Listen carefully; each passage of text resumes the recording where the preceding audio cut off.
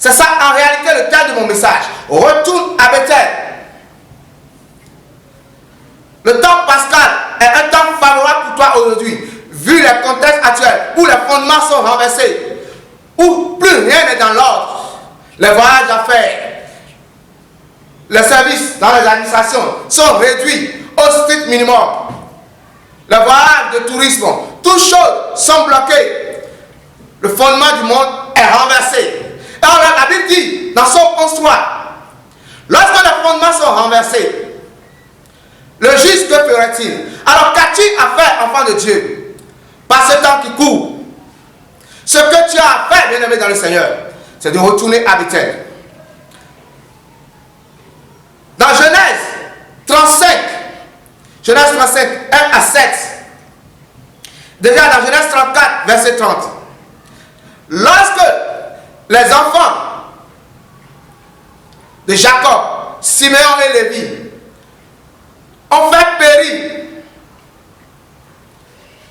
ces Cananéens qui ont violé la sœur Dina, Jacob était pris de panique.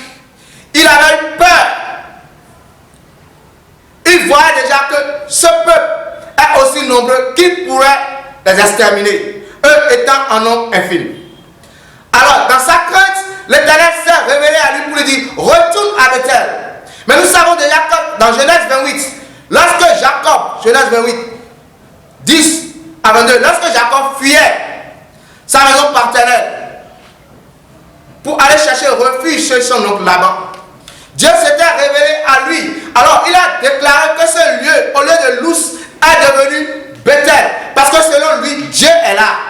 La présence de Dieu est là. Alors le Seigneur, lorsqu'il a vu que son enfant était en danger, l'a instruit de retourner à Bethel. Alors il a demandé à ses proches, nous allons à Bethel. Maintenant, videz-vous de vos idoles. Parce que nous allons à Bethel. Alors bien aimé dans le Seigneur, toi ton Bethel aujourd'hui, fais de ta maison ton Bethel. Parce que tu n'as pas le temps maintenant d'aller louer, glorifier Dieu en communauté. Tu n'as pas le temps d'aller au temple. Mais le temple c'est toi-même. Alors fais de ta maison une maison de prière. Lorsque les fondements sont renversés, qu'as-tu à faire? C'est faire de ta maison une maison de prière. Parce que l'Esprit de Dieu est en toi. Tu es le temple. Le bâtiment n'est pas le temple. Nous allons en assemblée à cause de l'interaction pour vivre en communion fraternelle. Mais vu que les moments, nous avons la pêche, si les temples sont fermés, ce n'est pas nos vies qui sont fermées, parce que l'Esprit de Dieu est en nous. Alors nous devons faire de nos maisons, des maisons de prière. C'est notre Bethel. Et ce faisant, lorsque les enfants, Jacob et ses enfants devaient partir à Bethel, il leur a dit quoi? De se débarrasser de leurs idoles, de laver leurs vêtements, leur linge. Alors bien aimé dans le Seigneur, rends-toi pur. C'est le moment plus que jamais de vider ton cœur de l'adultère, de l'idolâtrie, des querelles, de toutes ces choses qui te souillent, afin de demeurer en présence de ton Père. Retourne à Bethel, que ton Bethel soit ta maison. Ton Bethel, c'est ta communion maintenant avec Dieu. Renforce ta communion avec Dieu, bien-aimé dans le Seigneur. Cherche la face de ton Dieu. Et il a promis de te protéger. Parce que lorsque Jacob et les siens étaient partis, ont pris la voie pour Bethel. Lorsqu'ils sont partis, la Bible a déclaré que Dieu a semé la terreur autour des villes environnantes, au point où personne ne pouvait s'en prendre à eux. Alors toi également, je te dis ce soir, que ce virus ne t'aura pas. Parce que tu es en danger. Dieu veut que tu entres en Bethel et que tu te concentres, que tu cherches sa face. Ce faisant, ce virus ne pourra rien contre toi. Comme le Père l'a promis dans Psaume 91. Il t'épargnera. Il est l'Éternel qui guérit. Toi, tu es son enfant. Et tu n'as rien à craindre, bien-aimé dans le Seigneur.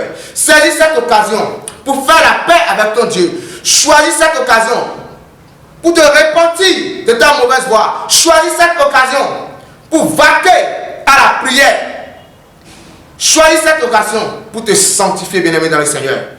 Ma prière pour toi est que le Saint-Esprit te fortifie, que le Saint-Esprit te révèle la profondeur de ce message, que le Saint-Esprit te guide dans tes pas, afin que la peur ne soit pas ton partage, afin que la crainte de ce virus ne soit pas ton partage, mais que tu demeures fidèle, loyal, que tu demeures sans promener le regard inquiet, sachant que celui qui est plus grand est avec toi. Bien-aimés dans le Seigneur, nous sommes au thème de ce message. Et ensemble, nous allons glorifier l'Éternel. Tu vas commencer par lui dire merci. Lui dire combien il est grand. Seigneur de Tout-Puissant, je te glorifie pour ce message que tu m'as donné de délivrer par ton esprit. Je lève la voix vers toi en faveur de ton peuple, de tous ceux-là qui sont épris de ta justice, tous ceux-là qui cherchent à vivre dans la sanctification, tous ceux-là qui se montrent loyaux envers toi, tous ceux-là qui cherchent, Seigneur, au jour le jour ta face, tous ceux-là qui témoignent de ton Fils Jésus-Christ. Daigne, Papa, les soutenir. Oui, tu as dit de réveiller ta mémoire, Seigneur. Nous réveillons sans cesse ta mémoire en cette période, car tu as promis nous épargner des ravages de la peste. Et c'est pourquoi, Seigneur, nous comptons sur ta protection, nous comptons sur ton amour. Et nous savons, Seigneur, déjà que tu l'as fait, parce que tu es fidèle. Qu'il en soit ainsi, Papa. Merci. Et c'est au nom puissant de Jésus de Nazareth que j'ai prié. Que la paix et la grâce de l'Éternel nous soient multipliées. Shalom.